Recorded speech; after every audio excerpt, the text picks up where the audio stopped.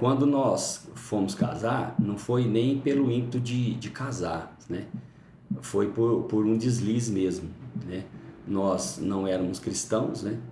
E aí nós tivemos relação sexual e ela engravidou. E na minha época, em 86, 1986, quando uma menina engravidava, é simples você resolver. Casa, né? Cheguei para minha mãe e disse para ela, falou, a minha mãe sempre materna demais, ela é muito presente, nós vamos falar dela muito. E ela sempre muito presente, mas muito justa, né? Eu cheguei para ela e disse, mãe, a Deja engravidou. Ela falou, simples, filho. É só você casar com ela, porque ninguém mandou você desonrar. Desse jeito. Simples assim. Olha aí.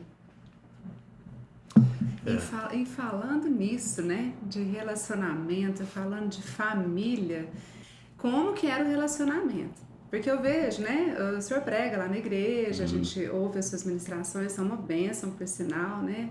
E a gente ouve muito você falando da sua mãe com muito carinho, né, com muita propriedade. A gente pode imaginar, quando o senhor está falando sobre isso, a gente pode ter uma visão de como era o relacionamento, né? Então eu queria que você falasse, se puder, um pouquinho sobre esse relacionamento aí. Assim, interessante porque quando a gente fala de mãe, né?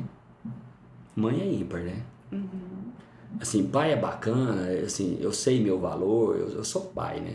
Então sou avô, assim, mas eu sei de tudo isso, mas não compara, né? Não pode, a gente tem a mãe assim num jeito assim muito sagrado, né? A mãe é a presença dela. Então, a mãe ela independe, né? Eu vejo assim que a mãe depende de classe social. Mãe é mãe. Então, assim, e quando eu falo da minha mãe, você, a Rosiane, perguntando e falando, porque eu falo muito dela, me emociono quando eu falo da minha mãe, eu sou apaixonado da minha mãe. Então, assim, porque eu sempre tive um amor materno muito forte. Nós vivemos uma infância muito, muito, muito, muito precária. De comer comida dos outros, comer resto. Vontade de comer um doce, pega doce no lixo e come, né?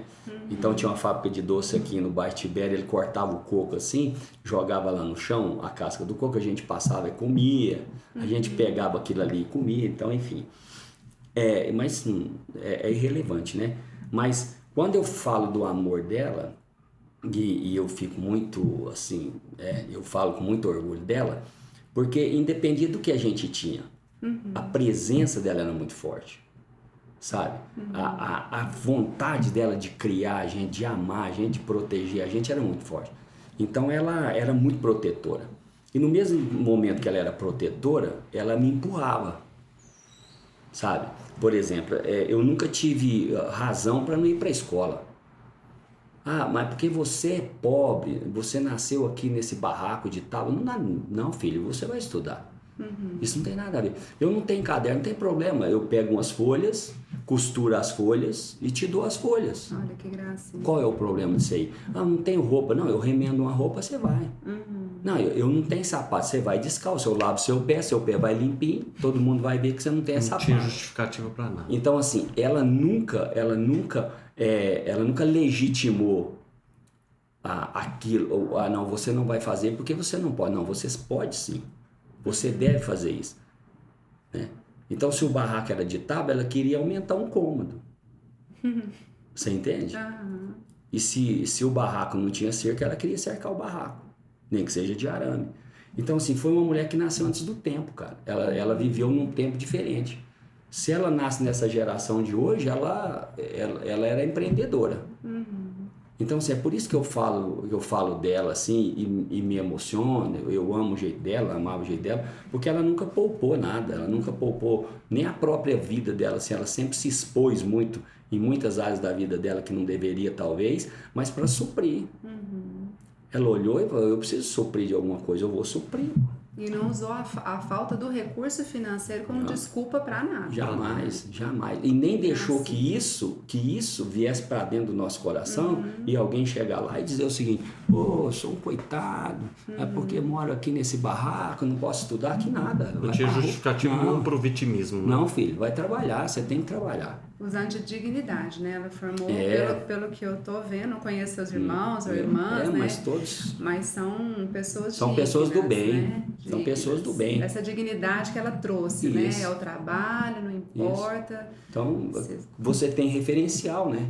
Então, assim, quando eu olho para uma família, eu não olho para a família porque ela tem. A dor do coração nossa, né? Porque nós somos cristãos, que age em nós o mesmo sentimento que havia no Cristo Jesus, que é a compaixão, né? Que é o altruísmo. Então, você olha para uma família, ela não tem nada. Ontem chegou uma senhora para mim, uma vozinha, e diz: filho, eu preciso de um carrinho, porque eu não consigo carregar esse menino no colo. Aí hoje nós já conseguimos o carrinho para ela. Porque assim, eu olhei para ela, velho, meu coração se alegra, sabe por quê? Ela falou assim: eu tenho que trabalhar, eu levo ele. É meu netinho, eu levo ele. É isso aí, ó. É isso aí. As pessoas não sabem o que estão gerando dentro de nós. Mães, pais, não sabem o que gera dentro do coração do filho quando omite isso. Então, assim, não é porque nasci num lugar miseravelmente pobre, do que isso não traz caráter para você, não traz dignidade, não traz valor próprio, não traz amor, não, nada disso. Entende? Então, assim, eu sempre tive uma referência materna muito forte.